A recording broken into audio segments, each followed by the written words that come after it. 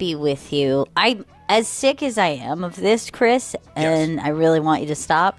I did enjoy Landbro Calrissian. See? I did like Landbro Calrissian. Does it really make sense? No, but I liked it. Lando had Riz. They should have incorporated that back in the 70s. Landbro. Landbro Calriss. You know, Kelly in the Thousand Islands would like to make a correction, if she could. Kelly. Hello, Kelly. Kelly. Oh, well, geez. well, first of all, much love to you, Ron. Thank you. And then, of course, Gail, you've been an absolute doll to me in private direct messages. Oh yes, I love a good DM. You're a good DMer. Yeah. But also now I am a dirty, sloppy bachelor, and so I did think about the whole knife thing because I have a designated lime knife that I dangle over the sink. Okay. I do Nice. I do not wash it. I just leave it there. Now, I said only bachelor guys do that You do. because it's all I've ever seen. But who knows when you're going to be a little misogynistic? You never Yeah. know Yes. where Yes. it exists Yeah, till somebody points it out. Yeah. Well, no, I did not take it that way. I take it but, that but, way. But I am just such a dirty bachelor, and I'm a 46-year-old woman, and my lime squisher, I do wash that a little bit more often because that does get a little bit grody. Sure. Now, you say you're from Thousand Islands. Is that a town, or are you on one of the Thousand Islands? Well, no, I'm actually born and raised Los Angeles. I just happen to, unfortunately, live in the Thousand Islands. Wow. Now, I'm going to ask any of the people from the show, do you know, in mythology, how the Thousand Islands were formed? Okay. Well, there are actually 1,086 islands. 1086. Yeah. What? And mythology. Zeus. American mythology. American mythology. So here it is. Okay. When Paul Bunyan was digging the Grand Canyon, the shovelfuls went into the river and Oh, I formed love the Thousand that. Islands. That's awesome. That's so good. But Kelly, I'm sending you into the pretty good prize closet. Yes. For a variety of reasons. For being a dirty bachelor, for one. Yeah. And look at women. Look what they're doing. They're already We've made showing that they can dangle a knife rather than Yes. just clean it. it. Yes. Love it. It's 2026. Earl's never spread anything on bread, and he told me today that he's never used a toaster. What? And I go, what do you do if you need toast? And he goes, I wake up my dad. And I go, why don't you make your own toast? And he said, I don't want to start a fire. Okay. It was always burning since the world's been turning. Let him Earl, sleep congratulations. Last night, your Knicks beat our 76ers. And when it was close, I'm like, this is where the Knicks lose. Yeah, I kept waiting for that LSU to drop. Are you sure you have enough celebrities there? I'm worried about it. Yeah, I worry that the only basketball fans, do movies and concerts and Right. Yeah, the celebrity thing is getting a little bit out of control. Like, you have your regulars. It was like a second Met Gala No shit. there It last was. night. I mean, like, it was, and now they're all on board. But they go out and they try to find two celebrities for every game. Even the Lakers don't do that. The Lakers make those people buy tickets. It's pure. Well, I will say this: you do have the best owner in the game. ooh. He's done a great job with his Knicks, and he has a sphere. As long as Yeah. he works on the sphere and leaves the team alone, you see the results. You see this team is Oh turned no, around. his thumb is all over that team, and you know it. There was just an He's the expose on it. genius. Yes. Dolan has every single finger and toe in every single aspect of that organization. He's Toes too, huh? Yeah, toes, that's weird. He's a foot freak. Okay. Now, Stanley, I was going to ask you something. I know you're a glizzy person. Yeah. everybody write down how many hot dogs they plan on eating in this summer season. I like this idea. And be honest for a change. Now, can I, before I give my number, I'll tell you this right now. 3 weeks ago, I bought an entire pack of hot dogs and ate over the course of an evening. That was in fucking April. Did you cook them or you just sitting there eating raw hot dogs? I threw them in a pan. I just want to clarify. This starts in the official season or Memorial Day kickoff? No, I even go before. I say when the first blockbuster happens, which it has. So I go like movie season. Okay, great. It used to be Memorial Day. No more. Right. All right, Gail, let's go with you first. I think that I'm going to eat 14 hot dogs this season because here's why. And here's why my number is so high. I can't have gluten, and it's very annoying. So oftentimes now I'm eating 2 hot dogs where I would have eaten 1. I'm doubling the hot dog because I lack the bun. So any single time that I eat a hot dog, I'm having 2 bunless hot dogs. Oh. That's tough to do. Yeah. So that's why I believe 14. And you have a backyard grill, so... I do, yes, so it's going to come up a lot. When you have a grill, the hot dogs become an appetizer. Yes. You know what I mean? Like, here's a hot dog, everybody. The chicken will be done soon. And by the way, I just want to say, I know gluten-free buns exist, but I find them to be pointless. You know what I mean? Like, there's just no point. Like, it's not even Good like point. I love a hot dog bun to begin with. So I might as well just skip it and leave room for the burger that will transpire after those 2 hot dogs. But you got a bunless burger. Yes, but that texture I will sometimes. But yes, I am eating a bunless burger most of the time. I'm eating triple meat, essentially, at a barbecue. Okay, I say you're living like a Brazilian. Yeah. And do you still dress the hot dog? Is there still... Yes. Same dressing I would do. Interesting. Yes. Yeah. Early bird? I wrote down 1. One hot dog? 1. He's a baseball fan. He's a baseball fan. He doesn't go to games or watch games. What the hell? One single hot dog. Yeah, Wow.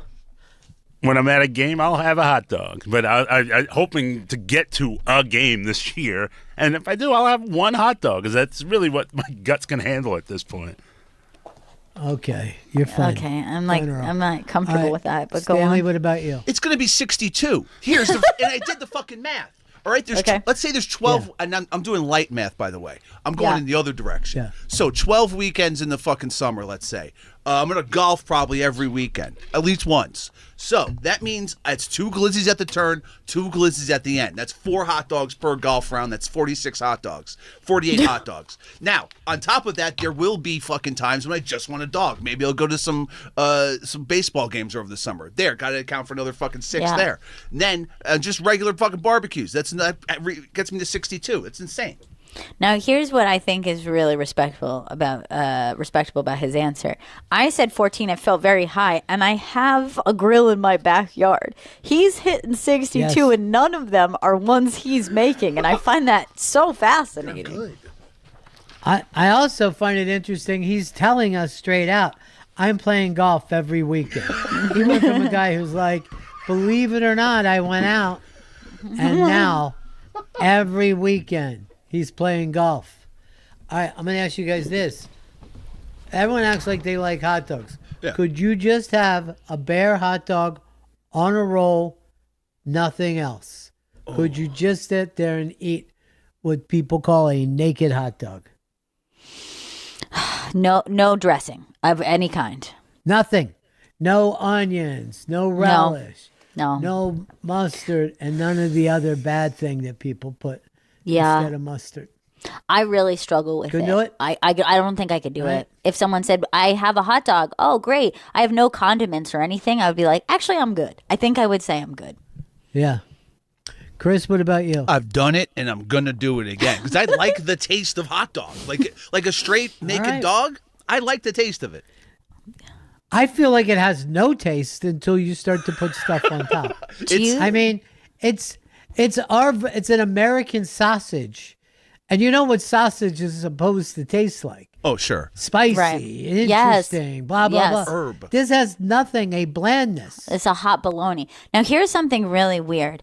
A little while ago, I woke up out of a sleep and went, I got a great show topic. Have you ever done this where you're like, you're dreaming about something and you write it down? Like, I'd love to bring this up to the guys Yes. later. Cash Then potatoes. I woke up and was like, this makes no sense. But I was so convinced. I was like, have we done this already? But it's so weird. There's no way we have. I wrote down, would you rather eat a hot dog in the shape of a hamburger or a hamburger in the shape of a hot dog? So imagine a long think- cylindrical yeah. hamburger on a hot dog bun, or now a flattened hot dog on a burger bun. They have tried that. They have tried the round, flat hot dog. So you don't have to, Right. you know, but it is just a piece of fucking pork extract. Yes. See if you can find a picture of that, Chris. And maybe that's why I I thought can't we had done it believe- yeah. before. Maybe I had but I went, why would I think? I'm like, I wrote down, have we done this? And then wrote the topic down. And I was like, this First is of all, I'm insane. very impressed because all the times that I've woken up and think that I have a joke or a premise, Yeah. look at that, Gail. Okay. That's horrific looking. That's really The making me round think. dog. You know what? It's really making me think that I would be more comfortable with a hamburger shaped like a hot dog. All right.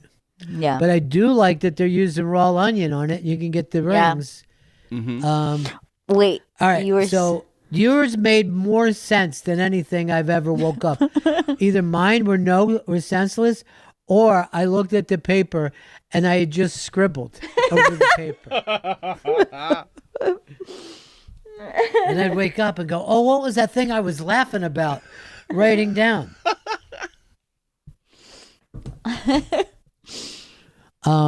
This idea of the fact that you think that you like Earl lies and says he's a baseball fan, no. and then he goes, "If I can get to one game, these teams play 162 fucking games." Yeah.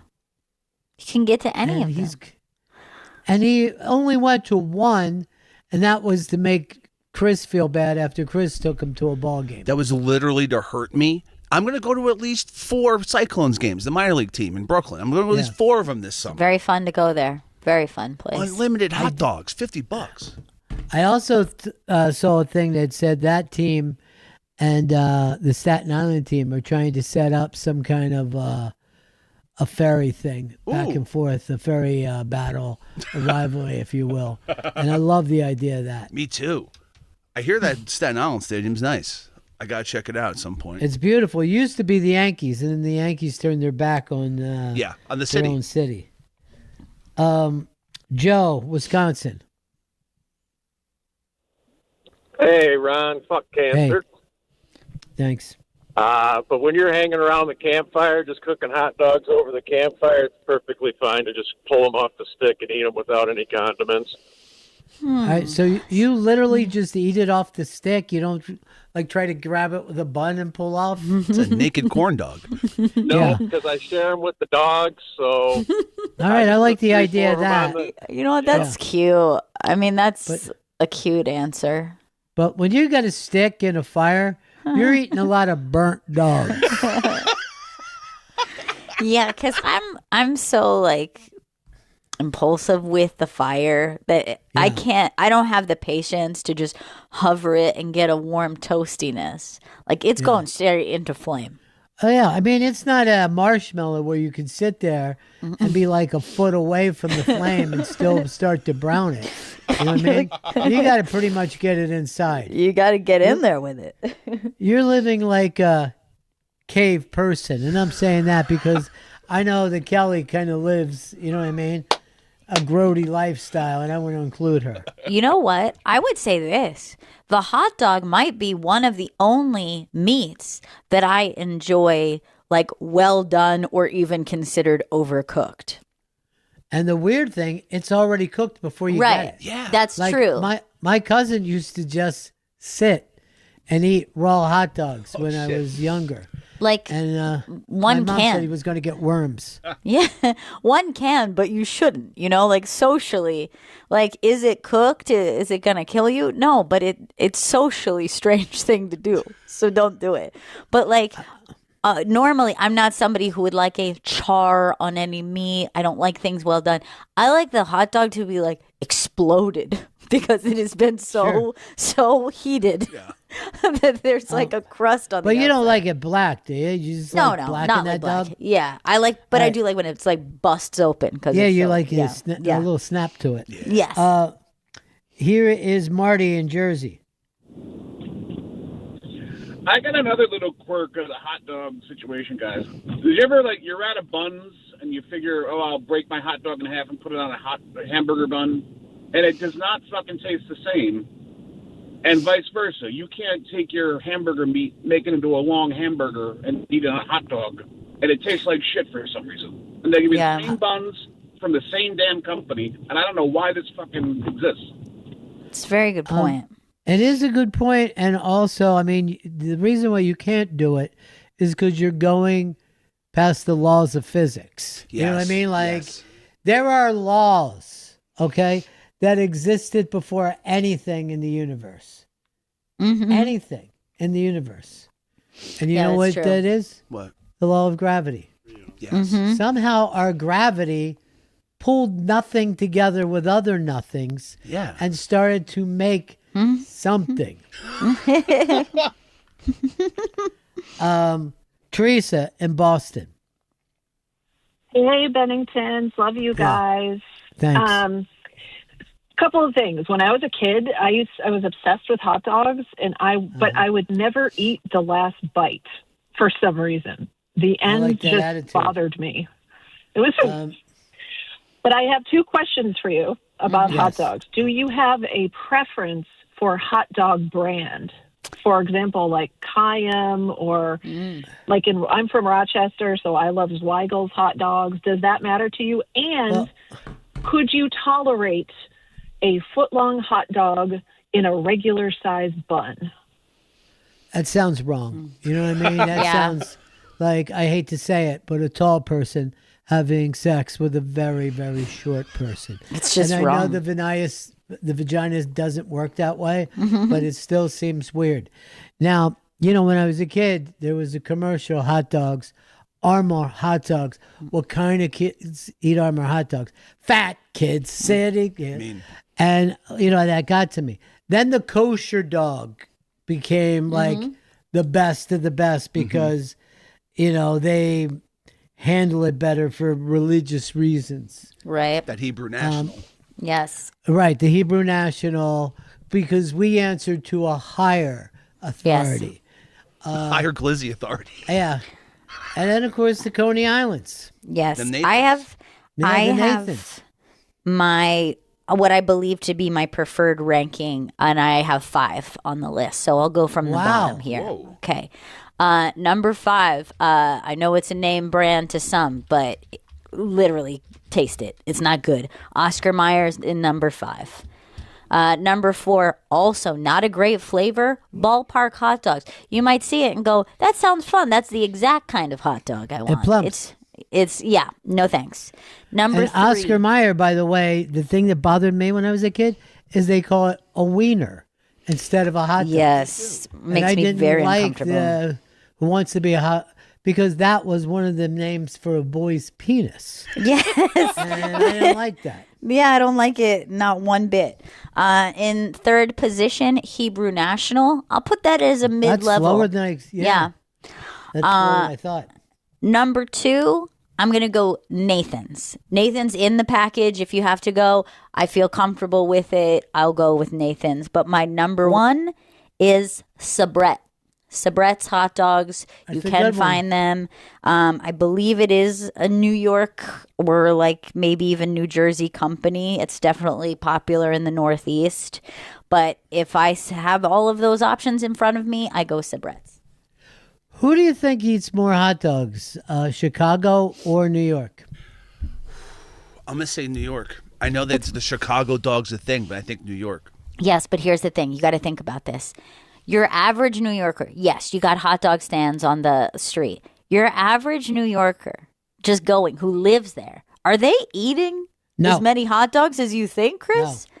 I can't speak to what the average person from Chicago is doing. I can tell you the average New Yorker, as we might be known for having them, but we're not eating them on the weekly. I'm going to give you a story here. The last time I got arrested, as soon as I got out of Central Bookings, the first thing I did, the first thing was buy a hot dog outside of Central Bookings. I mean, come dirty on. Water dog? Oh, dirty as the water. Now, look, we have the option there for emergency situations.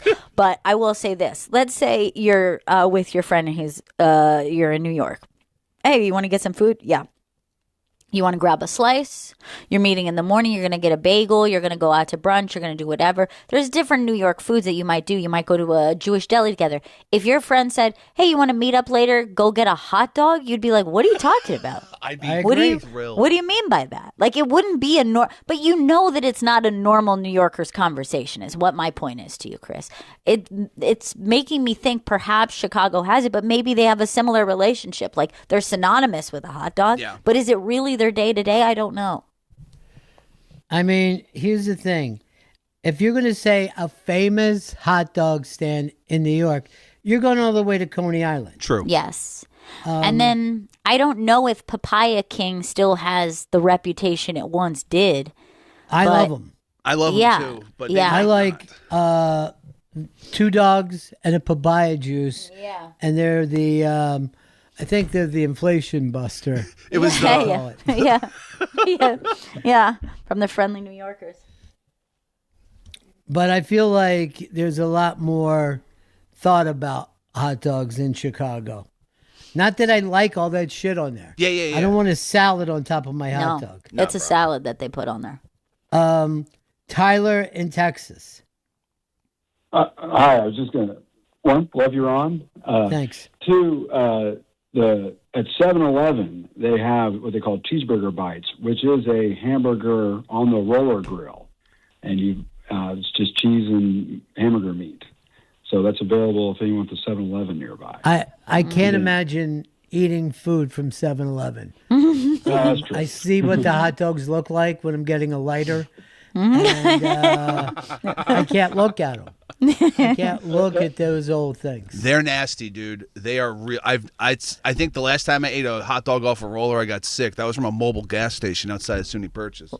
Last time it was when I was college age as well. It felt like a late night drunken hot dog from a 7-Eleven, and it was a very bad call. Yeah, it was a very bad call. It's a burger. Look bite. at that. I don't like it. Burger on I a hot like dog. that. I don't like it. This is what my dream was about. It looks like it should be floating in a bowl. Kevin, Strong Island. Hi, Kevin. Hey, Hey. Gail, happy birthday in case I can't get through anymore. Thanks. I'm blessing to hear you every day. And Gail, there is already a flat hot dog. It's called fried bologna. It's fantastic. Yeah. I mean, it's too thin to be considered like similar. Like, you need a little weight. Exactly.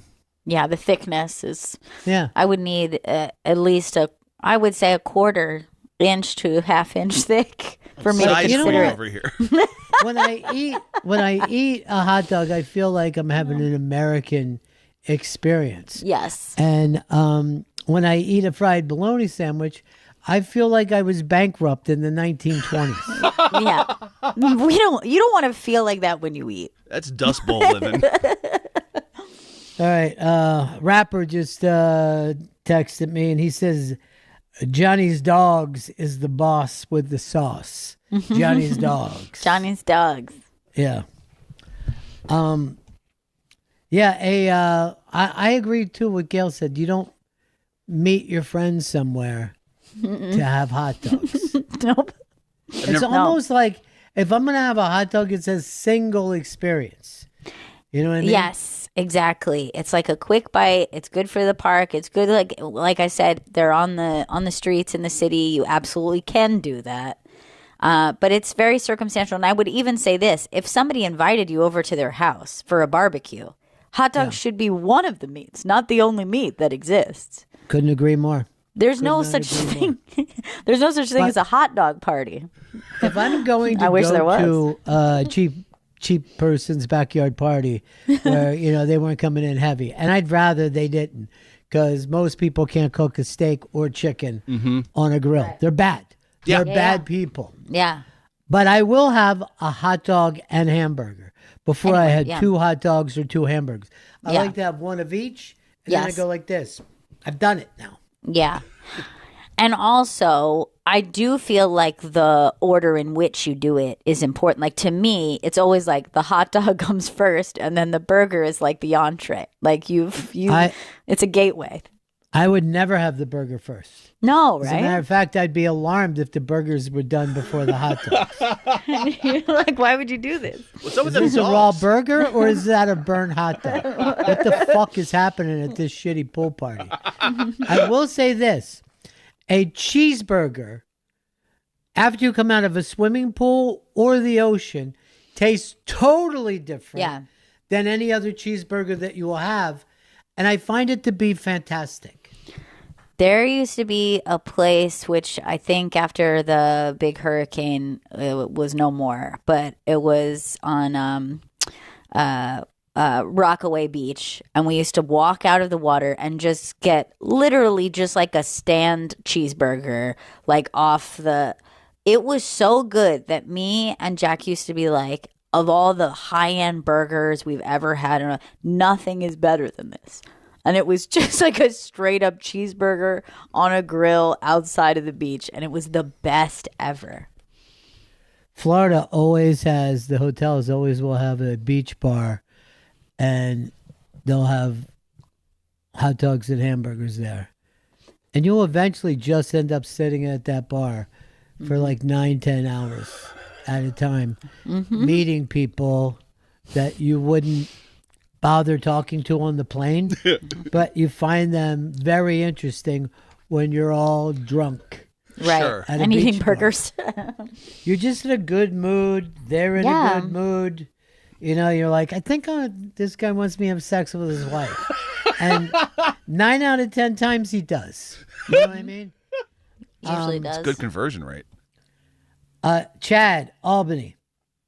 Hey, what's going on, guys? Gail, I DM'd you this morning about something your family might like during these times, but my point from my call was for a good old hot dog, you can't beat anything except those ones that the natural casing ones, that snap when you Yes. cook them.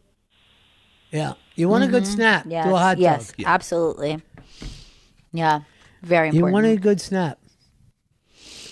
And also, when I was a little kid, to this day, I think it's the best fucking hot dog I ever had. And it was at the Chichester High School football games. And my mom would always give me money for a ticket. I'd climb the fence to get in, head right over and get a hot dog that came in a little Italian fucking roll. Ooh, that's nice. And I don't know why people don't like a harder roll on a hot dog. Yes. It's fucking It's so good. choice. It's so choice. And like even like a very on a very thin like baguette, I think is very good. Like you slice up a thin baguette and I put agree. a hot dog on it. So good. It's Martin's potato rolls have a stranglehold on all of the backyards of this country.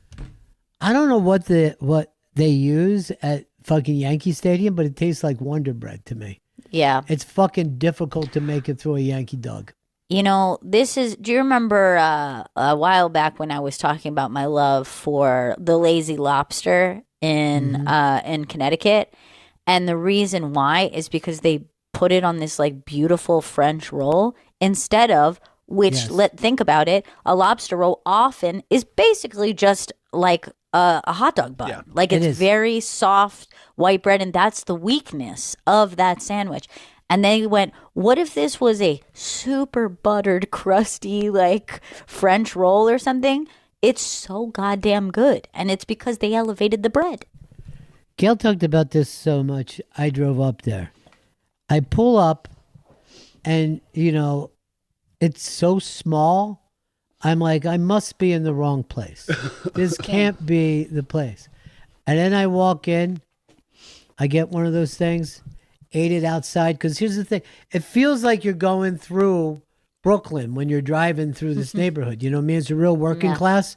Yeah. And then you turn the corner and the beach is right there. Yes. So all of a sudden there's girls walking up in bikinis and shit. Yep. And you're still in like a little bit of a city mood. Yes. You know, it's very odd. Yeah, it really is. Did you like the bread? I thought it was unbelievable. It's so great. I couldn't say enough good things about it. Joe, Strong Island. Might be stretching the hot dog genre a little bit, but if you're ever in the East Village and you're looking for more than a slice of pizza, Criff Dogs is an elevated hot dog choice. All right, I want to take a look at this. Tell us what's on there. Oh, I thought it's been there forever. Yeah, you can get a bacon wrapped dog. They got the avocado dog. There's lots of fun options. I will say this. Like, is it like if you're in the mood for your traditional all-American moment? But I think it's a fun place to check out if you're in the city. I've had Criff Dogs and I think they're good. I don't like the ridiculousness of putting things on a hot dog. I don't even believe that chili belongs on a hot dog. There, I said it. Yes. You know, when I bite into a hot dog, I do want to taste the hot dog. Same. You know? I'll get a bowl of chili if you don't fucking mind. And guess what? When I get a bowl of chili, I don't want little cut fucking pieces of hot dog in there. It makes me feel poor. It makes me feel poor. Ooh, damn. Like, I'm just looking at some of their different, and of course they have like, they have like a chili dog, but they have a BLT dog. They have a Philly tube steak, which is a Criff dog with cheese sauce and sauteed onions. So it's like almost like the thing. Stop it. But this one I have never had, and now I want it. The elote dog, bacon wrapped Criff dog, chipotle mayo, corn, and the cotija cheese, like the crumbly Mexican cheese. That sounds really What are we fun. talking about here? Is it fun? Cheese on a It's just hot fun. dog? It's just fun. What's fun about that? That's everything against what we're doing. That's how the terrorists win. This is why we couldn't stop fucking Iran. We can't. Will in Houston. Hey, buddies. Get better soon, Ronnie. Thanks, 13-year Sam. survivor checking in. Anyway, Great. I'm going to go with definitive zero on this one. There's no way, given the choice of a hot dog or a brat, I'm not going brat every single time. Well, why would there be a choice? You know what I mean? Where are you? Milwaukee? Yeah. You know what I mean? Like a brat, that's like saying, oh, I'm picking a cheesesteak over a fucking hot dog. It's a different thing. It's just like a different moment. And by the way, Yeah. and I'll say this while we're talking brats, I prefer kielbasa to brats. So there, if we're sitting here making our own assessments. I know it doesn't make sense. This is what happens, Chris. Now you can see it from the outside, the derailment. You know what I mean? And the next thing we're talking about these ridiculous things, kielbasa. I wouldn't eat it if I was in fucking Poland. There are some of them European meats, sausages specifically. Like, I want nothing to do with that. Like, I look at them, like, especially the white ones. Duh. We're derailed. We're derailed now. We were talking about dogs. This is as bad as saying Earl saying he's going to have one dog this year. And by the way, even on that, I'm taking the under, Earl, because you're no fun. Do you know what's interesting about it? I actually think 0 would have been a less annoying answer than 1 for some reason. I don't know why. But also, I said to Earl, he's up over the Sixers. I go, how far are you going this year? He goes, I think we make it to the championship game. And I go, and you're going to win? And he goes, I don't see that. And I go, how are you the fan? He goes out next to the stadium. He watches the TV and he dances with the fucking rowdy white boys. And then he's saying, I don't think we're good enough to win. Why are you dancing then? We're number 2? That's cuck chair shit. With another team banging the championship. You know, they're putting the Lord of the Flies TV show on. I'm like, first of all, why did they ever give that book to us when we were little kids? I don't know, man. It's a fucking horror story. It hurt. And it's the only book that they'll give boys that they love because it's everything they want. They want no one in charge adding sharp stick to hurt the fat kid. Which is terrible, which is awful. Look, people, I'm going to say humans in our education system are already indoctrinated against the fat. With that book especially, yeah. They fucking treat that little boy terribly to the, spoiler alert, death. And the whole point of this is little boys are dangerous. Yeah. You know what I mean? Little boys, if we don't keep them busy at all times, they'll go to their true fucking nature, murderers. Left to their own devices, right? Like it just ends up into a beatdown on the fat. All right, but here's a weird thing. When they go in the opposite direction with the fat, you know what I mean? Nobody believes it. You know what I mean? No. Like, you can't get funnier than Superbad. Anything you have is going to be a tie with Superbad. And then the movie falls apart and becomes unbelievable when you're telling us Jonah Hill gets Emma Stone. Pre-weight and she's the one pursuing. Right, Yeah, right. Pursuing. It's like Yes. I just fucking vomited all over myself when he saw that. It's And like, she's this is kind of being like, "What are you nervous about? Of course I like you." It's like, what? I more believe that Darth Vader has one leg and one arm and is in a robot suit than that happening. What? What are you talking about, dude? I'm saying like it's What are you derailing? No, I'm not. No, We're talking Superman. about, we're talking about Superbad. Everybody's got their arms and legs in Superbad. Why are you back to May the 4th, May the 5th, May the 6th, May the 7th? I'm saying Star Wars is more believable than what the end of that film. There's also a rom-com where Jack Black, I think he gets the girl from Titanic. I'm not sure. But he does very well for himself. Damn it, what was and that you're like, I don't know. Is that one of the holiday ones or something? Yes, I think it's Yes, called Holiday. but- They switch houses. I do want to say this, though, about the end of Superbad. I agree. It goes to a ridiculous place. However, the ending of Superbad is one of the most, like, heartbreaking, sweet moments. Like, the two of them going in different directions as friends. They're used to doing everything together. It's that kind of highlight of, like, what we've talked about before, is that your best friend, when you're that age, that is your romance, right? Like, Yes. you're enamored with each other. Like, I think back on like me and my best friend in high school, like that's the true love of my life then. You know what I mean? Like we might have been in other relationships with other people, but we were obsessed with each other. Like we didn't were want to just do talking anything about apart. this the other day.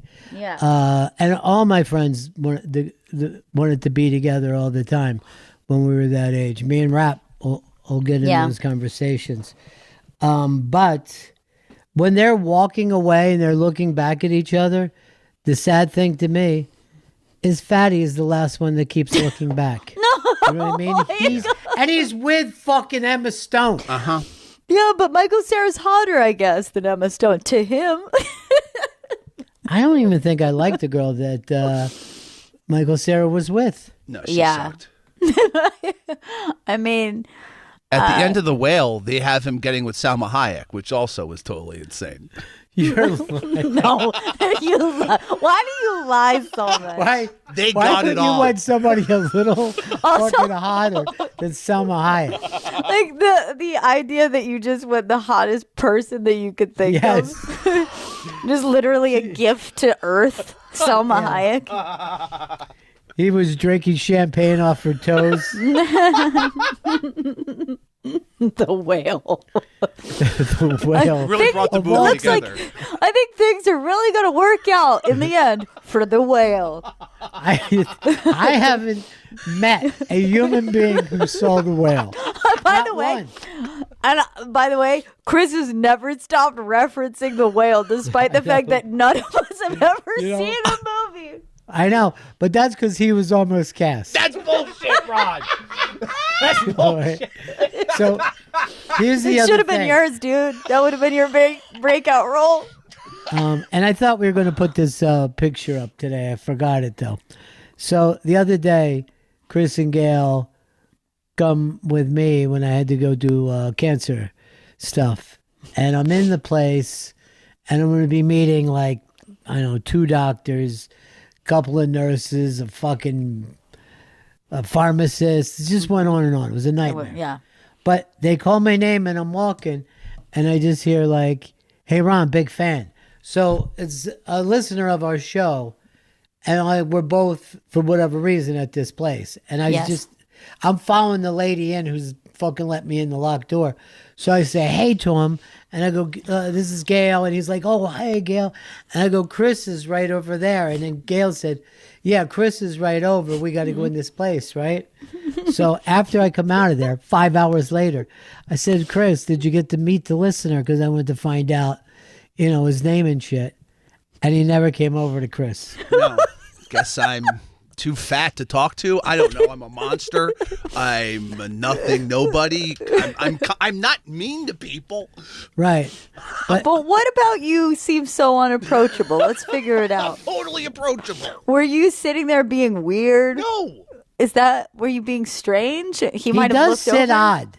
He's up there like a fucking cat with his legs to the side on a couch. And boy, does he man spread. I mean, He he's does. really splayed out when you sit next to Chris. Yeah. He gets comfy. But, when we were at Skankfest in New Orleans, right? Chris and I would be walking down the street. People would be like, hey, Ronnie B. And I would go like this. And this is Chris Stanley. And they would go, Chris fucking Stanley. Like they knew him, but they didn't lock on to him until I said it's Chris Stanley. Right. They were all happy. There wasn't one person who went, who? You know what I mean? And how many times do you think that happened? Because people would be walking, 40, 50? Like it was fucking constant, no matter where we walked. Yeah. And then it wasn't one time somebody noticed Chris. No. And that's even when we were with, the high society boys were hanging out. Look, I don't get it. Look, is it because I look like everyone? People fucking think they see me constantly. Send you guys pictures of fucking randos. I don't know what it is, but you're a very attractive man. Yeah, women you're a like handsome you. boy. Yeah. Gail has a cousin who just will say in front of her husband, who's a fucking full-time surfer, surfs every day of his life. Cool. He's a goddamn golden god. And she's like, I'm so crazy about that Chris Stanley. Yeah, she loves Chris Stanley. That's very loves him. She said she likes seeing Chris Stanley more than Ryan Gosling. And I'm not making that up. That's crazy. And she really enjoyed seeing Gosling. But yet, yours was more important. I mean, I'm going to be honest. You could get Emma Stone. I know that. Thanks. I'll ruin the movie for everyone. I'll tell you this. He's already gotten Oliver Stone, and that shocked me. With very little effort, too. Oh, yeah. Handies. Okay. Now, Larry and Yonker said the Crip Dogs place is one of those gimmick places with a speakeasy that you enter through the phone booth. Okay. He says it's bullshit. Okay. I thought Criff Dogs was, it popped in my head, but yeah, PDT, Please Don't Tell, which was like one of the hot fucking speakeasies in the speakeasy scene like 15 years ago. Yeah, that's the bad. I hate it's so obnoxious. That trend where they're like, because literal grown-ass adults were like, we're going to a speakeasy tonight. And I said, no, you're not. You're not going to a speakeasy. You're going to a themed bar like a child. It's legal. Drinking is legal for you. So you're not actually going to a speakeasy. Now, we got a message here from Momi, which, by the way, he hasn't talked to me since you've been opening stuff up. I used to get all the funny fucking things, all the big jokes. So he says a friend gets his tickets to a Yankees game because who's paying for good seats without taking a loan? We'll walk into the stadium, and who do we bump into coming off the train?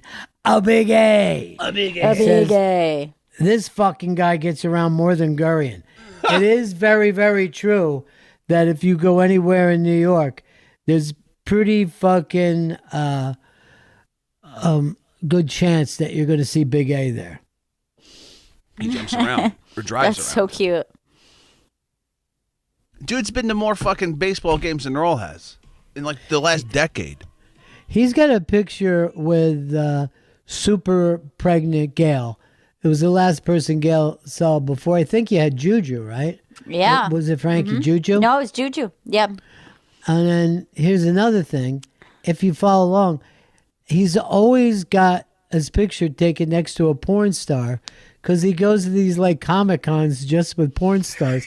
I didn't even know they existed. And they all hug him and love him up.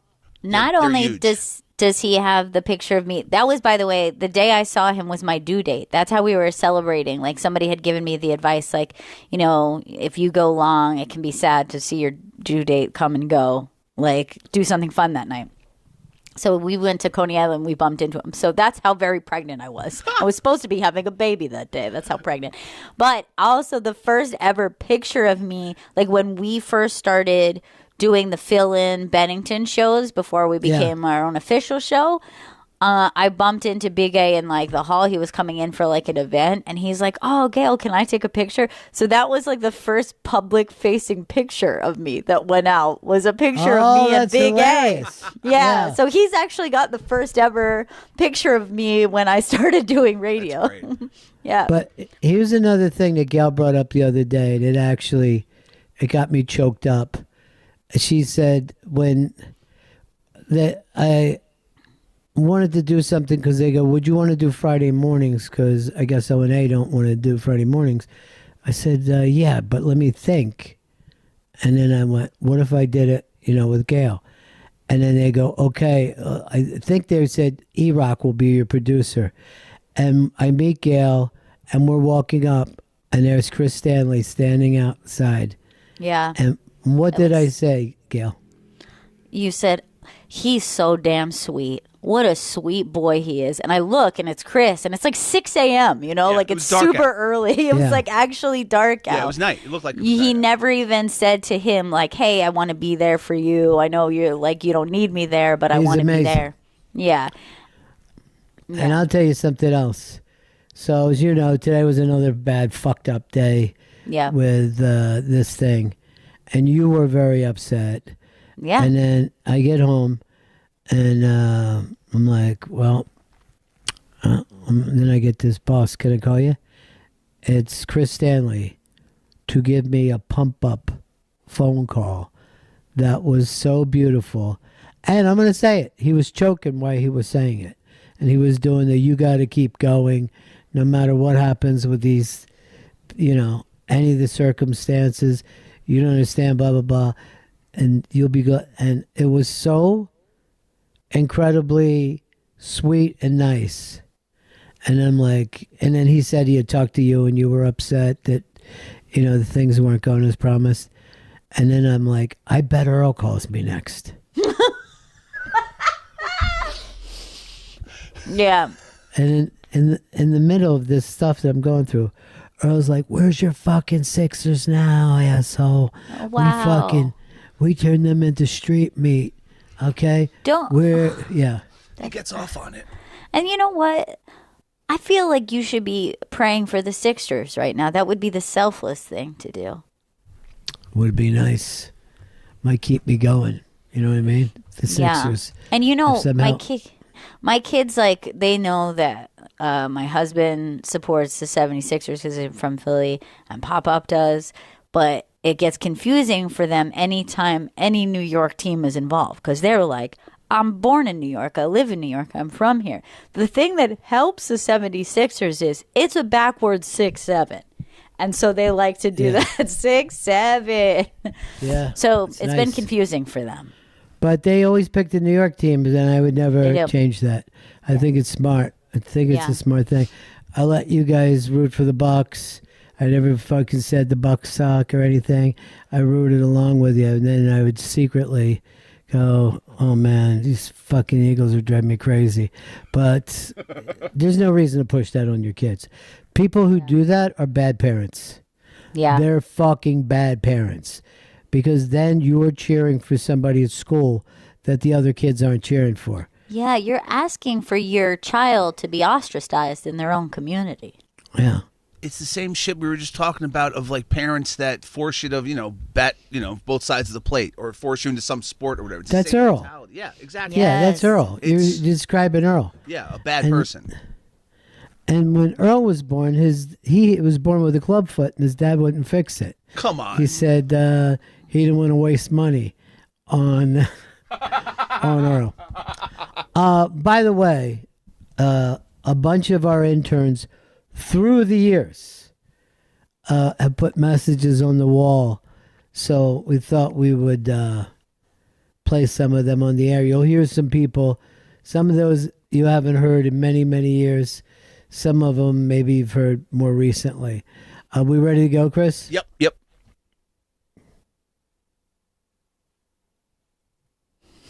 Intern Sarah, Ron, I just want to thank you for everything during my days with the show.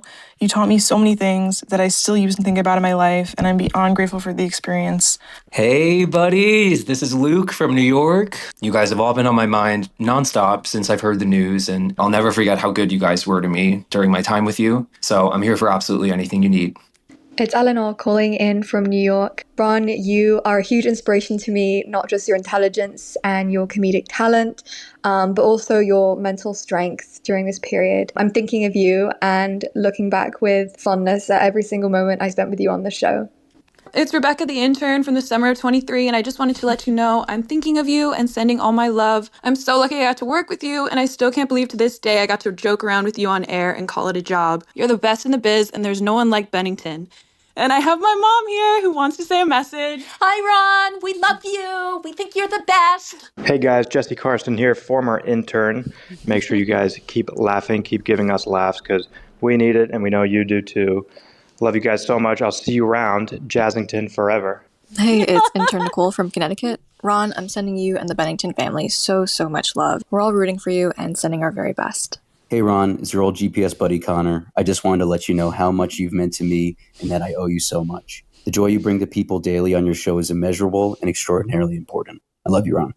Hey, it's Dan Perlman. Ron, I love you and the Bennington family just so much. You know, you guys have been beyond supportive and kind, and you're all family. I mean, I still remember at Montreal when I told you I sold the thing, and Ron, you ran up and down the hallway with full joy. Appreciate you and love you all so much. Thank you, ma.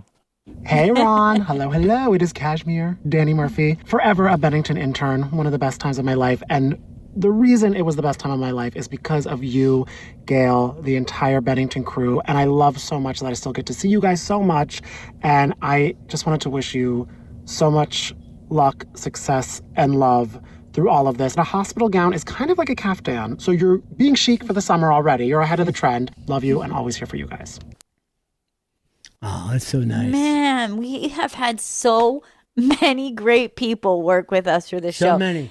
Each and every one of these people, I have like such great memories and how fun they all were on the air. Like Chris always picks us like the best kids. Like we always get such great kids who work with us, and because of the way that you loop them in, Ron, that you immediately from day one put them on the air and make them part of the show, like that's such a unique experience for them, and all of them walk away so impacted by you.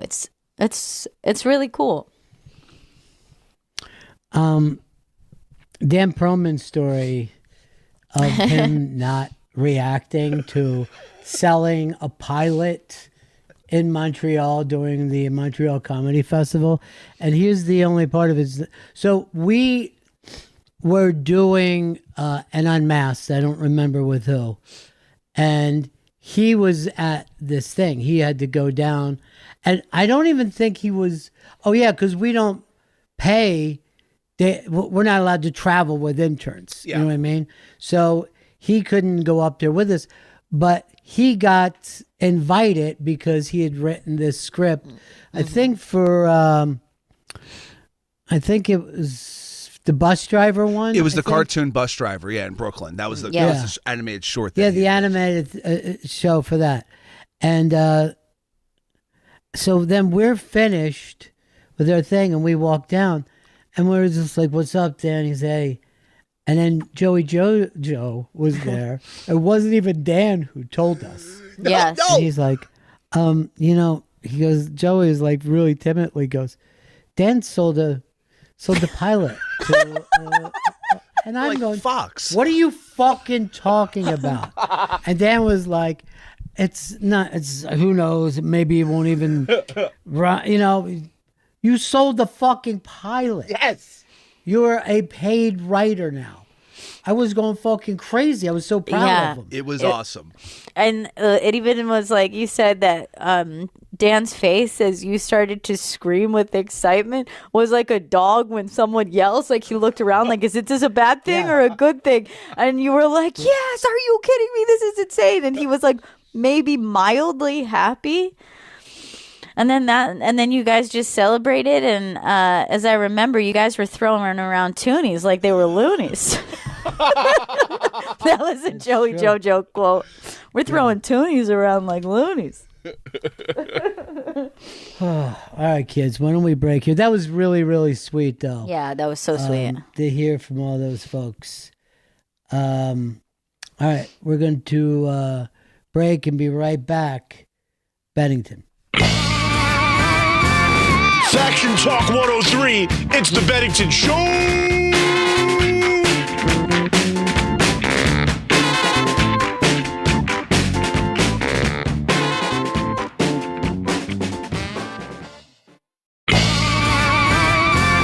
Faction Talk 103, it's the Bennington Show!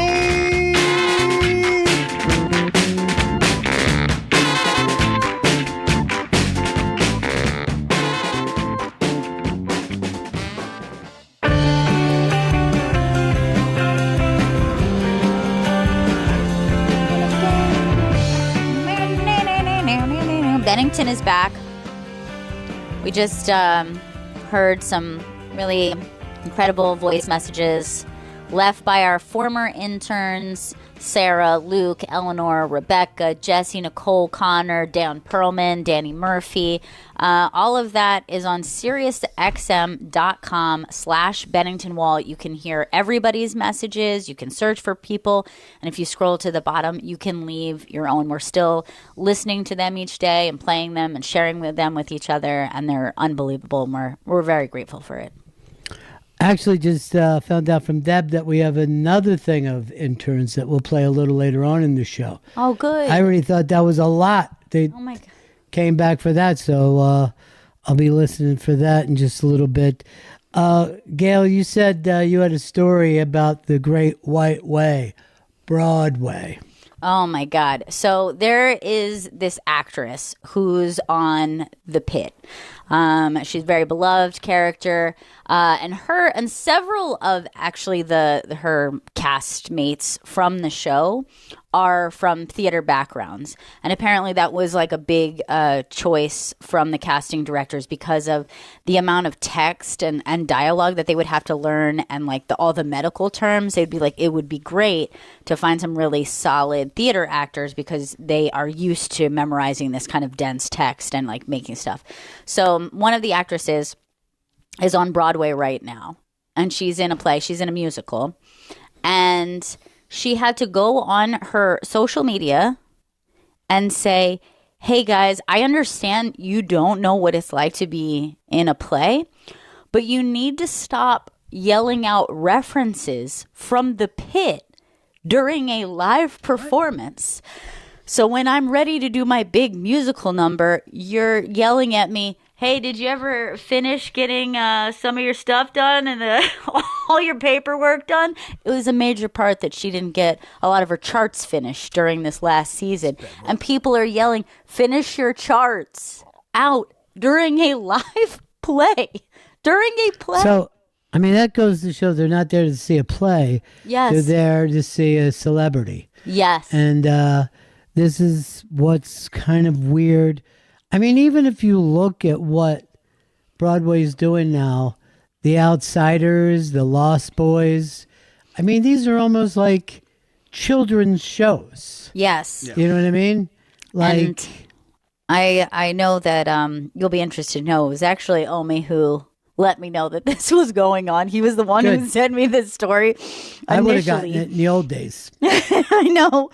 But you know what's crazy about it too is like it just says something so much about just like the culture in general. The culture's gone. The culture is pretty fucked right now. But by the way, people don't know how to act at the theater or the movie theater or on an airplane or in church. There's no formality Yes. to what we do today. And nobody's able to say, I'm part of a group and I'm here to make this group experience. They're always an individual. Like, what do I want? What am I getting? Right. Why aren't I having more? It's fucking insane. But I also, when I was talking about this thing about, the kids' movies that are now on Broadway, it's like the 80s is the only time, it's the Gen Xers that act like the silly movies are the best movies. Yeah. You won't get that from the people in the 70s or the people in the 90s. No. But they will sit around, you go, what's your favorite movie? And they'll be like, Breakfast Club? And you're like, okay. When you're a child, enjoy the Breakfast Club. I'm not taking that away from you. But even like just thing after thing, it was like Ghostbusters.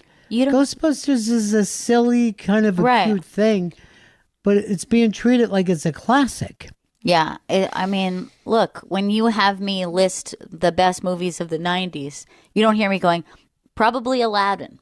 Aladdin is great. I loved it as a child. I found it very entertaining. But I don't list it as the top greatest films to come out of the 90s.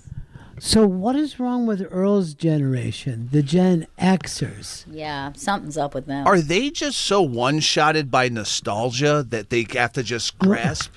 But here's the thing. They were the first decade where the idea was to stay children. Right. Like up to that point, everybody wanted to grow up. Like when you were a kid, you were like, I can't wait until I grow up and I move out. These guys, they have fucking kept video games at home, same video games they're playing, same bad fucking MTV records. Same obsession with I'm wrestling. not saying they're not fun. Yes, they never let go of wrestling. But all that stuff is fun, but you don't have an adult palate. Now, here's what's interesting is that it can't just be nostalgia because boomers are nostalgic and so are millennials. Everybody is nostalgic. And it's kind of interesting because, when they say like there's a point like you get stunted, like if you have a traumatic experience, you could be stunted at that age group, right? So I think boomers do like the idea of youth culture, but to them, that youth is older, right? Like, when we were old enough to drink and do drugs and have fun and go listen to music and be out. There's a nostalgia for that era. Millennials also do the same, maybe even a little bit later. Maybe they do that for like their mid-20s, like being a young adult in the world, and they're nostalgic for that time. Gen Xers are nostalgic for being babies, toddlers, and young children. It's very interesting. Like that's the time that they are stunted, and I would love to figure out why. All right, Eastside Dave said to me, and he's a Gen Xer, he said his favorite year was age 12. And I go, why? And he was like, I was crushing Little League, you know what I mean? I was with all my buddies. And I'm like, oh, okay. But then, you got older and you met girls and you were, doing shit. Yeah. No, the Little League is that's his daydream. Mm-hmm. It's weird. And again, it's that Gen X fucking addiction. It's very, and it's not that other generations don't experience it. It's just interesting how infantile their nostalgia is. Here's the thing, too. If you ask them what their great trauma period was, it was the fucking space shuttle blowing up. And they're like, we were kids. And they rolled TVs in for seeing this. Nobody planned for you to see a thing blow up. They wanted you to see a school teacher go into space. An accident happened. You know what the boomers were? Drug out of their fucking houses, taken to Vietnam. That's right. Mm-hmm. Yeah. Wow. It's sad, man. It's like a It's lost. all right. It's a I'm lost just generation. saying it's different. It's just different. Yes. Maybe it was too much hose water. Or not enough. What was in that hose water? Yeah, it's a very Fluoride. there really is something fascinating about it. And like I said, I'm not saying that other generations aren't nostalgic, or they look backward, or they like romanticize a time period. It's just so interesting that theirs is so young. Right. And you look at Earl. No offense, Earl, but you're our only Gen Xer. How's he spend his life? Incel. Yep. Lives with his folks. Right. Interesting. Takes pictures of objects. Hopes a grown-up takes him to a ball game so he can have a single. Yeah. Can't make toast. Can't make fucking toast to save his life. Right. So that's That's Now- fascinating. And loves those bad 80s movies, you know? Yes. Loves them. Wishes he was Stand By Me age again. It was just great All right. escapism because. But what are you escaping from? Adulthood? Not so much from adulthood, but. What are you escaping from? But as I just remember as a kid, I saw Jaws, I saw The Godfather, I saw these really That's not heavy. what we're talking. I saw these really you saw heavy- great movies. Great movies. But here's the thing. You're escaping from what? You're a popcorn lover. And you haven't moved on. You fucking love that. And I'm not saying kids should have all the kids' fun they want to have. But the reliving it constantly, not moving on. Ever. Earl, you don't have a fucking license, Lisa. You're not fucking... You never had a great love of your own. I feel like... You asked your dad if you could put on a thing on TV. Yeah. Well, he's the one who knows how to work the remote. But here's the that's why I deal. have to ask him. You know who they're all voting for? Spencer Pratt. The reality star who's going to be the mayor of L.A. And they said it's not even going to be close. Really? Yeah. He's making these AI commercials that they say are crushing it. Wait. And a big part of it is everybody's mad about the fires and not fucking, not fucking being able to rebuild anything yet. And then also, they can't do anything about the mentally ill people who are fucking living in the streets. Mm-hmm. Terrorizing everybody. Spencer Pratt was The Hills? Was that his? I have no idea. One of those. Yeah. Earl probably watched all of them, but Yeah. Reminds him of his childhood. it's escapism, reality Yeah. shows are escapism. But he's found that perfect storm of they're like, this guy, we know his name, and he isn't one of the people who was in charge when all the bad shit happened.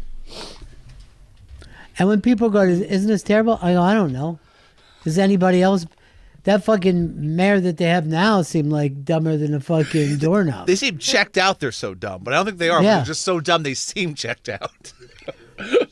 I mean, I don't know what it takes to be mayor. Is it that big of a deal? I don't know. Mom Donnie's fucking ruined this place. Has he? Has he? I saw him riding bikes. He looked like he was having a lot of fun. He should be governing, not fucking. That's how he governs. That's how he mayors. Mayorally. Can I tell you, our last mayor did nothing. Literally nothing for 4 years. City's Nothing. fine. Nothing's happening. Yeah. You know, No, all the bad stuff is here. All the good stuff is here. He was oddly corrupt. That didn't really affect anyone. Mostly, it was. We're okay with corruption now. Yeah. We used to be shocked when we found out there was corruption. Not anymore. Well, I'll tell you this: as bad as things are going, at least we're getting a $1 billion ballroom, and Thank God. it's something we wanted a long time ago. I know my father was in World War II, came back, and was like, "Where are we going to dance now? Yes. Is there a ballroom?" There wasn't one ballroom, and this was Yeah. a guy who was a jitterbugger. I'm not going to lie to you. Yeah. And like not necessarily even a ballroom for everyone, but like a ballroom for people that the president would invite over. Where they could be safe. Yes, and like something good. Now here's my question. Will there be gold trim on anything in this ballroom? Yeah. Or okay, good. $1 billion. I want to make sure that there was at least some faux gold that we could spend some money on. Now, Chris is jealous because you ranked hot dogs, and he says, He wants to rank. What did you want to rank, Chris? I have the definitive list of the best seltzers sold in the United States of America. This isn't a Mount Rushmore. This is a top 5. So these are two different things. Oh, okay. Do you feel like my top 5 of the hot dog brands just was just so natural and in the moment, and you're just like, I really wish I had done something like that. I think about this a lot, Gail. All right, I drink a lot of seltzer. I drink more seltzer than still, for sure. Number 5. Well, I don't think you should, but go on. I've heard that before, but it tastes good. Number 5 of the top 5 best seltzers in the United States.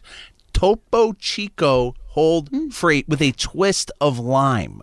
The regular Topo Chico, trash. You're overpaying for fucking seltzer.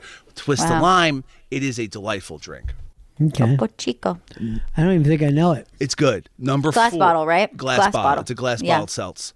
Number 4. This might be a Northeast thing. Schweppes. It's very Northeast. Yeah. Great bubbles on that. Number 3.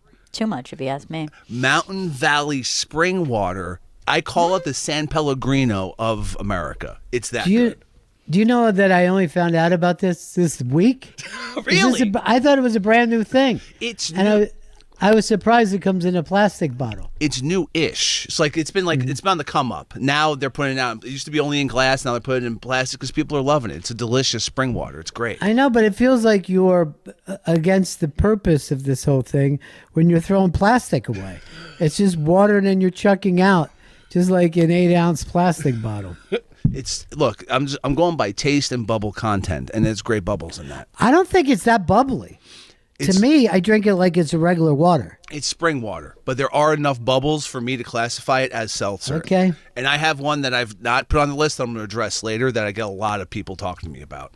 Number 2 of the best seltzers in the United States, Polar. It's a national brand, and puts it up on the list. That's my number 1. It's fantastic. It's good. It's not the best, but it is good. You're going to find it in a lot of stores. Number 1. The best seltzer in the United States. It is Vintage Seltzer Black Cherry. There's a lot of black cherries out there in the seltzer world. This one beats the living shit out of every single one of them. Vintage, again, Northeast, from out of New York. All right. I feel like that was the cool guy answer, right? Why is that the cool guy vintage answer? Seltzer. They sell it in Costco. I was delighted to find that out, just for the company. I don't even have a Costco. Delighted quite a few times during this. And also, he's delighted by bubbles, is why. Love a bub. Spindrift. It's not a seltzer. It's a juice drink. Okay, I've never heard of it either. I'm behind on this game. All right, Debbie just wrote to me, Chris should be careful with the bubbles because she said the entire time that he walks down the street, he's farting. And, what? And tells her that it doesn't matter because you're on the street. What? First of all, I thought this was a private conversation between Deb and I. Yeah, I fucking let it loose. What am I going to do? Hold it in? That's not good. And I'm outside. Wait, you're doing it while you're walking down the street? Yes, I'm letting it fly. Oh, okay. Well, there's a name for that, Chris. You're crop dusting. And I think that that's immoral. Oh, my God. Crop dusting's for inside. Outside, there are no rules for your butt. There's no crops inside, bro. No, you're crop No dusting. plane's going to reach an inside. If you're doing that in motion, that's crop dusting. It's just releasing gas. And I think it's an immoral act. And the first time I ever heard that term was from a server of a restaurant that I worked at.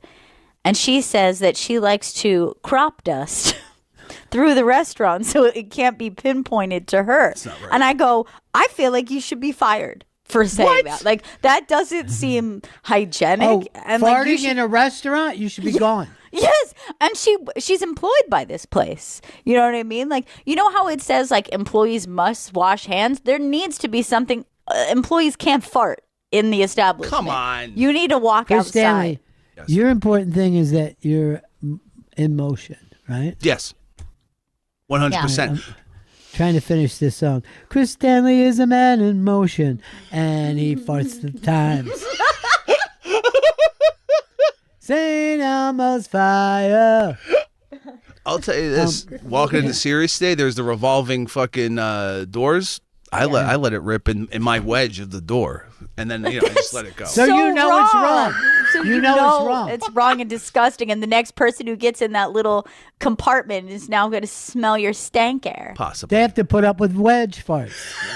I'm like, you used to be known for going into this is really gross, and I wish I didn't have to say this, but it used to be a known thing that Chris, in order to save me and Ron, the host of the show, would go into the much smaller booth where he would have other producers and even young interns, and then go and fart in that tiny, tiny booth.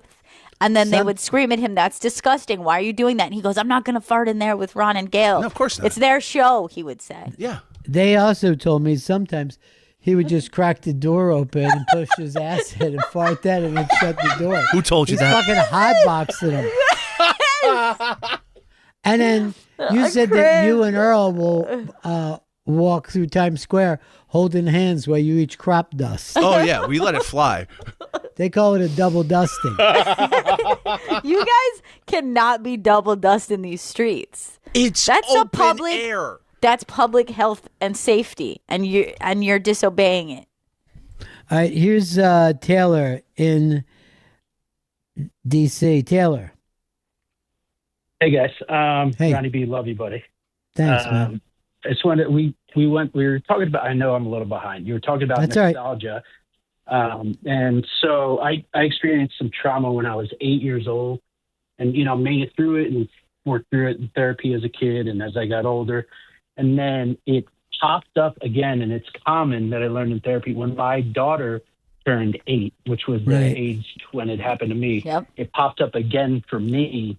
Yeah. At that age, and I had to kind of work through it a second time. But I know you guys are interested with how the brain works and everything like that. Oh yeah, of course. It's really it's fascinating, but it's also weird when you feel like you've left something in the past. Yes. And it and it comes just there. back on you. Yeah. All right. Thanks, Ronnie B. Love you, buddy. All right, peace. You want to hear something really weird? Yeah. So I woke up last night, middle of the night, elated. I'm never elated. I woke up and elated, going, I can't believe I get to go through this stuff right now. I go, I'm really going to understand how precious life is. You know what I mean? Like, I'm going to get the fact that it's every moment, and I'm going to enjoy it on a level I never had before. And I'm like, this is crazy that I feel this way. Then I went back to sleep. I woke up in the morning, terrible mood. Right. Terrible mood. And Yeah. I'm like, but I was going to be elated every second of the day. I was going to honestly understand how special life is. Mm-hmm. And it had nothing to even do like me thinking any bad thoughts. I was just in a really Right. fucking Yeah. bad mood. And then, as you know, Gail, it got worse. Yes, of course. Yeah. I handled that better even after it went worse than just being in nothingness. Right. Yeah. But- I mean, and look, I have moments like that too where I feel very empowered by the knowledge that I'm gaining as I'm going. I feel very empowered by the support system and the people who have reached out. And I'm like, yes, I can absolutely navigate this, and we can Right. do this. And when things come up, we'll move and we'll pivot and we'll be like that. And then something bad happened today, and I'm like, I don't feel that way. Now I feel upset. So I'm like, the pendulum is going to swing back and forth. And that's the really hard thing, is that Right. like you might come to an epiphany. I've had it several times where I go, this is okay. And we're going to get through this. And we have our own strengths, each of us, that we're going to bring to this. And then you get knocked off that. You know what I mean? You get knocked off that course sometimes, and the best thing to do is just find your way back on. And that, like, understanding that about But also, you shouldn't make this your identity. You know what I mean? Like, you don't have to be that person doing all the stuff that you're doing. You know what I mean? You can just be you. Right. Yeah. And I think that's also, look, we've talked about this stuff with, like, when you think about your work or your career or whatever, it's like you got to play to your strengths and the thing that you can do well. And you can't make yourself into a different type of person. And if you struggle with a certain area, like it's okay to let someone else step in. And you can have that knowledge and then later get disappointed that you're not all the things that you want to be. You know what I mean? Like you find a positive outlook on it and then you get knocked off your course. It's hard, man. How about how, Chris came in to back you up today? And he did, I look over now, Earl's got tissues and he's wiping his eyes. Yeah. How are you feeling, Earl? That made you emotional? No, Ron, you said something that, just not letting it define you.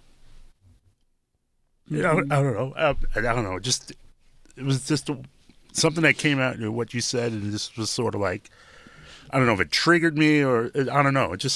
I don't know, but maybe you felt relief. Yeah, maybe. But I feel better just getting it out because and I'm sorry I can't put it into words, but it's just a little overwhelming right now. But it's your own stuff, right? It has nothing to do with what we were talking about. It has everything. It's all of it. I mean, it's just kind of that's too much. You got to pick the thing that it's about because nobody can do everything. No. Yeah. World's can't a big be place. Everything to everyone. Again, I'm sorry. I just can't. It just got a little. Just overtook me for a moment. Yeah. You back now? I'm trying. Good, buddy. Sweet early bird. He is sweet. Mm-hmm. Sweet like a Jolly Rancher. What do you mean? He really is a Jolly Rancher. Of all the candies, why? I really because it lasts long. Sugar's and sweet. And hard. nobody has to get one from you. They're all yours when you have Jolly Ranchers. All that high fructose corn syrup. Mm-hmm. Let's let Earl get it back together. We're gonna play the more interns, I guess. Mm-hmm. People that used to be part of the show. All right, let's go. Davey Mack here. You're going to be just fine. You're going to defeat this thing. I did the prayers as as I sent you at St. Catherine's in Spring Lake. It's one of the nicest churches you'll ever see. I mean, outside of St. Peter's in Rome. You're the best. What's the proper name for a shish kebab? Shishka Robert. Davey Mack out. Hey Ron, my name is Dana, but you might remember me as Daba. I don't think you'll be able to tell by my voice alone, but I was a cherished intern, and I've never forgotten that experience. You taught me so much about radio, storytelling, and how you carry yourself in the room, and I'm so incredibly grateful I got the chance to learn from you and just be around something so special. This is Joey Jojo, aka Kokomo Joe, your former intern and producer. I just wanted to say that I wouldn't be where I am today if it wasn't for you and the work ethic you instilled into me. These days I'm working for a small company in Brooklyn called the Brooklyn Nets. I'm actually their backup power forward. I told them I was a podcast producer. They heard power forward. I never really corrected them. Love you, buddy. Hi, Theo Ron. It's Nerisse. Just wanted to send you this note and let you know how much I love you.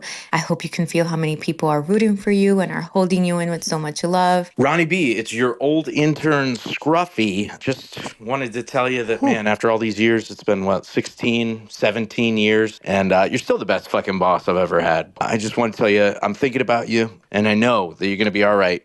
I love you, Ronnie B. Ronnie B, it's your favorite intern in the history of your radio career, Molly. Thank you so much for everything you've done for me. You've been an amazing mentor and you've offered me so much good advice, and I've learned so much from watching you and listening to you, and you're the best in the biz. This is your old intern, Rustin. I'll never forget the time I got to be a part of the Bennington circus. Honestly, some of the best times of my life. You guys will always be my family, whether you like it or not. Honestly, I've got a lot more really long emails I'd like to send you over the next decade or so. So hang around, buddy. I love you, man. Y'all stay strong. Okay, can you guys stop keeping the saddest one to the end? Because that really just broke me. He's so sweet. That was He's so such a great sweet. guy. I love him. Oh He's my a full-grown God. man now. He was a boy. He was the kid. Yeah, Draft House He Kid. used to call him the kid. Yeah, the Draft House Kid. And then Dana, how we'd ever forget about Dana? Yeah, Dana. Her, Of course we know Dana. her and Earl, her and Chris used to go out like cats and dogs. Yeah, she's disrespectful to me. Yeah, but listen to how I'm glad- disrespectful That she was. hilarious, dude. And She was quite Joey cruel. JoJo, it was so great to hear him. It's so funny because we were just talking about him and like I what know. a funny memory that And- was. Here's the thing. I really want to talk to Joey JoJo because he's on my amends list. Because when he left, we all loved him so much. And the way he left of like going to Wiki first before us. Yeah. You know what I mean? I just, it was kind of heartbreaking for me. So we didn't get that nice, Right. Yeah. proud of you, buddy. But I did hear that he's doing a great job producing podcasts for people. He was always so funny to all of us. I mean, we were crazy about him. I mean, Yeah, he wrote the parody song for Kurt Metzger to Johnny Cash's "Hurt," but just Kurt. Yeah. And to this day, when I hear "Hurt," I only think about Joey JoJo's version of it. Of "I will make you Kurt." Here's the thing: none of Joey's jokes ever worked, Right. and that was the funny thing about them. Like the best is like it's just like when he's like my empire of Kurt. It's like so funny. Kurt Metzger's here today. It was so funny and weird. I mean, what a funny kid. And he was like original Bennington crew. Like he came on as a producer when we first started. And I just like think about that time so fondly. But, hearing from Nerese and Molly, who you're so close with them. Were you surprised to hear Scruffy? Yes, Scruffy went on to be in the sports world. Yeah, he yeah. He worked for Bleacher Report. He always reminded me of Steven Stills. I can't even tell you, but there was something about him. He's so Stills. He almost got called Steven Stills by us. But fucking Dave got to him first, and he needed a shave, so it was Scruffy. Chris has black hair, so he was Pepper. Yeah. I mean, Dave gave the worst fucking nickname. A lot of hair related, as it sounds It's mostly like. facial hair related. Yeah. It always makes me laugh when someone says to me like, "Oh yeah, like when you and Pepper," like that's how I know like from what era someone is from. Right. Is if they call you Pepper to me, which we've never called you. Not only have we never called you that on the Bennington show, even for many years towards the end of the Ron and Fez show, you weren't Pepper during that era either. Like Pepper Hicks. Guess who we're missing two. Okay, Serena, come on. True. Yes. And Vito Calisi. Vito's has one up there, I think. Am I crazy? It didn't get put on this. His mom. No, though. his mom. His mom made a definitely. nice one. His mom might have made my favorite. It was amazing. Yes, it was so sweet. So sweet. Yeah, that was really nice. All right, I can't keep listening. You're right. I can't keep listening. By the way, Rebecca's mom made me very happy too because I remember. Oh yeah, that was so she cute. was happy. Yeah, they were listening every day. Sarah's parents used to listen every day. I always like it when the parents listen. I think Nicole's parents used to. They did, listen. yeah. Nicole's parents, yeah. And Nicole's parents doesn't even know he does radio. Nope. And then Eleanor's family's not in the continental U.S., so they could not listen. Or Canada. I have the feeling that her parents are like Lord and Lady something, Right? Because Right? I feel like there's a classiness to her. Poshness. Or even Posh. I feel like in almost like a very period piece manner, like she's got one side of her family that's Irish and the other side that's posh English. You know what I mean? Oh, yeah, There's because a she's Irish. like a real Romeo and Juliet from different classes and backgrounds, perhaps. That's true. And then she became a princess. She That's did. how I imagine it in my mind. She went to boarding school, I'm pretty sure. And that's Yeah, money. I think she went to Hogwarts, dude. Yeah. She's She does Ravenclaw. love- She's she does smart as love hell. Hogwarts too. She talks about it all the time. Constantly. It's like, let it go. Let it go. What do you mean? Wait, what It's do you like mean? it's Why? Because of turf Why? stuff? What are you dragging your ass for? What is it? It's like, He's for trans rights, is why. And I appreciate that. It's an old IP, is what I'm trying to the say. only trans I like is Trans Am. Yeah. If somebody started making that as like a boomer branded like I will. trucker hat, I'll do it. Yeah. You get some cash. like what the hell? I own a Trans Am. Yeah, got him. Bang, bang. The funny thing is like that, of course it's been said many times, like trans people have always existed, and like it's just like we've gotten better at understanding that there's better community, better communication and everything like that. But I actually love how absolutely complex sexuality and gender identity is now, and that we can like see it because of the internet and people share it. Like there is not, like when I was a kid, there was one idea of what a gay guy was. You know what I mean? We had one general Fez. thing. And if you didn't fit into that, people would be like, is he? You know what I mean? Like, it was just like if you were an effeminate kind of gay dude, then we get it. But but now because of the more knowledge and the more people who share their identities, like stuff is so complex. Like I saw this video the other day and I was just thinking, I fucking love how crazy and complex this is, where it was this guy who was like a trans man and he's talking about his goals, right? And he's just like, I'm just trying to get as buff as possible, get super huge so I can be a trans man and then date a tinier trans man who I can protect, and I will keep him in my grip and make sure and bark at anyone who comes near him. So this is a trans man who's interested in dating a tinier trans man who's probably slightly more feminine than him. All right. And I was like, I fucking love this. Like, I love that. As Here's a the concept. thing. Why don't you just date a man? I mean, it's going to be so hard for you to find a tiny trans man that if you see, I feel like this is almost Earl, where you act like you have a type that you could never possibly get. But You know what I here's mean? the thing. There are a lot of tiny trans men because of biologically their origin point. No, I So, get it, but yeah. you'd be better off just grabbing Joey Jojo on your way down. the street. Right. He's he's very open to whatever happens. Oh, sure.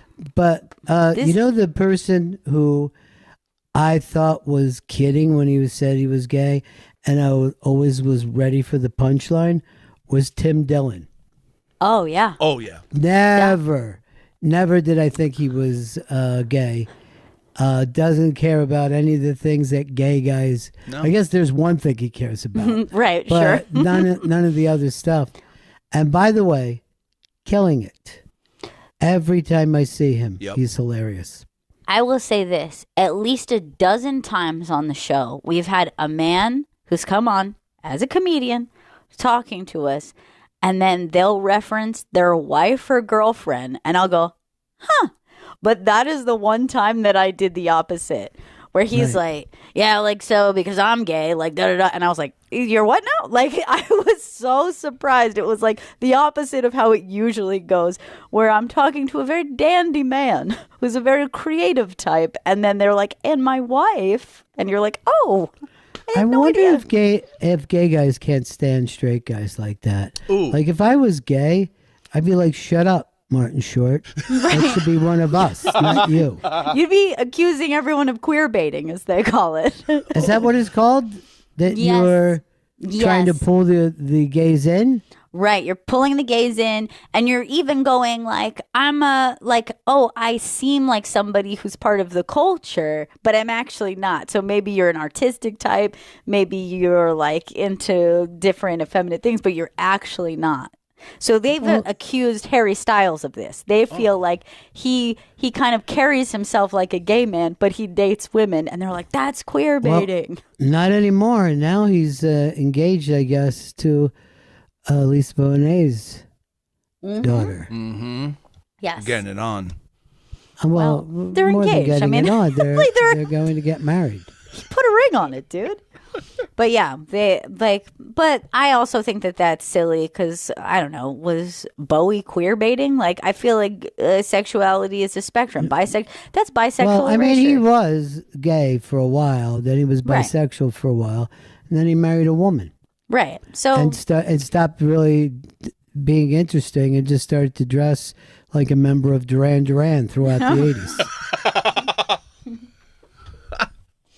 Like that whole fun thing about him kind of just slowed down completely. He just dressed like a nice, tall, thin man. Wow, Yes. suit looks good on him, huh?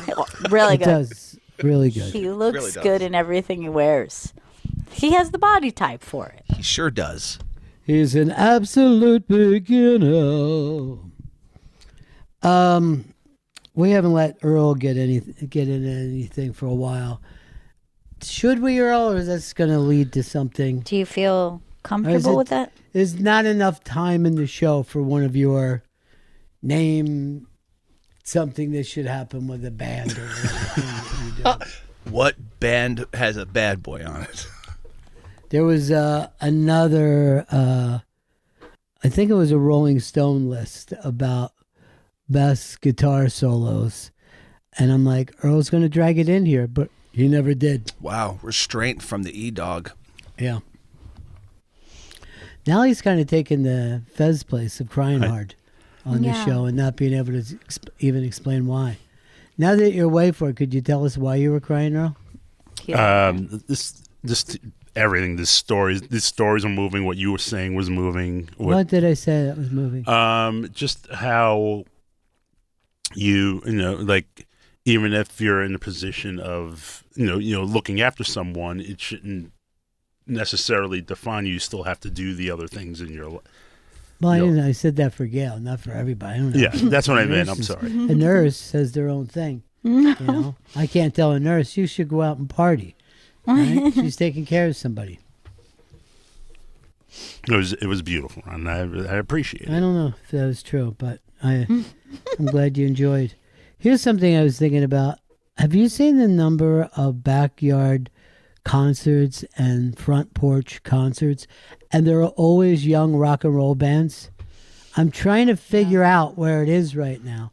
But you see kids reacting to guitar, drums, bass, actual singing. And I'm like, where is this coming from? And I did see this. There's a thing called Blue Dot Fever that a lot of people are announcing tours. And then you get to see how many seats they've sold at any given time now. Oh, really? The way ticketing is set up. Yeah. Right. If you go to a theater and you put in, whoever, and you're like, oh, shit, they haven't sold, except for the first 5 rows. Yeah. And these people are making up an excuse of why they decide not to tour. Mm-hmm. Yeah, I think it just happened with Jelly Roll and Post Malone, guy hit with the Blue Dot Fever. Where 2 of them together. Together, exactly. Wow, Yes, yeah. together. That should have sold. I know. I thought people loved the Roll and they loved Post. Yeah, but I think it's more about money. I mean, when they go out, like Omi brought up earlier, you got to take a loan now to go out to a live anything. Mm-hmm. Mm-hmm. Yeah, So that's true. you'd have to hope, just for the kids, right? It's due to money, but also that could turn into like a rejection against the giant corporate things, at least in rock, and then it's more organic, and maybe we'll be getting to people's heads more. I've given up thinking that people are going to, fucking like the good stuff. I've given it up. I'm just letting them, or like Earl said, for him it's escapism. You know, whether it's Korn, where he can get in the pit and try to love someone, break shit, all that. Enjoy yourself. I can't try to turn you on to something else anymore. Yeah. Everybody's got to do what they want to do. We're going to all do our own thing. you know? I guess. I just wish our things were better. It'd be great, right? Yeah, it would be amazing. Like the film and music, TV. Yeah. It would just make us, I think, all feel good as a people. On a positive note, I'll give you one good thing. Rabel's new album is released today. It's a band that I discovered recently. I love so much. And we're going to re-air the interview that I did with Rabel, that's Aaron Graham and Tucker Elkins, tomorrow on the show. Go check out their new album. It's called Please Stop Laughing. They're such a great band. I'm very excited about them. Great title. Yeah, it's so good. Because it really just like, please stop laughing. You know what I mean? It's like everybody that laughs at the weird kid. I've yelled that plenty of times before. I'm just the opposite. I'm like, I'm getting laughs. Thank God. I saw Frankie writing on her own face yesterday because it was getting her some laughs. And then she said, I want to be cool. And she starts just writing on her face. Yeah. That's awesome. I just want to be cool. Like the cool kids do. Yeah, you're cool. Yeah, that's You're really cool writing on your face. And then her sister's just next to her, just falling out. Just laughing her ass off. She finds her so funny. All right, guys, we got to wrap this one up. And then off we go. Tomorrow, listen to Gail with her new young favorite band, Rabel. And they got an album released this week, so go check it out. And that's it.